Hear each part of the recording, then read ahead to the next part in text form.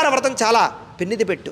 ఎవరైతే సప్త శనివారాల వ్రతం మానకుండా 7 వారాలు కంటిన్యూగా చేస్తారో ఆ స్వామివారి అనుగ్రహంతో వాళ్ళందరి సమస్త కోరికలు నెరవేరడమే కాకుండా చాలా తక్కువ కాలంలోనే వాళ్ళ కోరికలు నెరవేరుతాయి.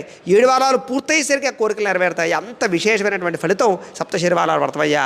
అయితే ఈ సప్త శనివారాల వ్రతం పూర్తి చేసిన తర్వాత వెంకటేశ్వర స్వామి వారి యొక్క దర్శనం చేసుకోవడము, ఏదైనా ముడుపుంటే సమర్పించడము, తలనీలాలు ఉంటే సమర్పించుకోవడము కూడా చాలా విశేషమయ్యా.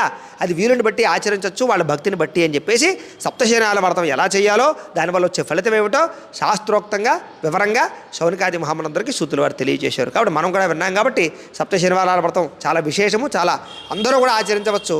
ఇది చిన్న పిల్లల దగ్గర నుంచి పండు ముసలాళ్ళ వరకు కూడా అన్ని రకాల వారు, అన్ని వర్ణాల వారు అందరూ ఆచరించవచ్చు అని చెప్పేసి శౌనకాది మహాములందరికీ కూడా సూతుల వారు తెలియజేశారు. కథాలోపమైన వ్రతాలోపం కాకూడదు. 2 నక్షత్రాలు అక్కడ వేసి 2 నక్షత్ర రశ్మి వేసుకోండి.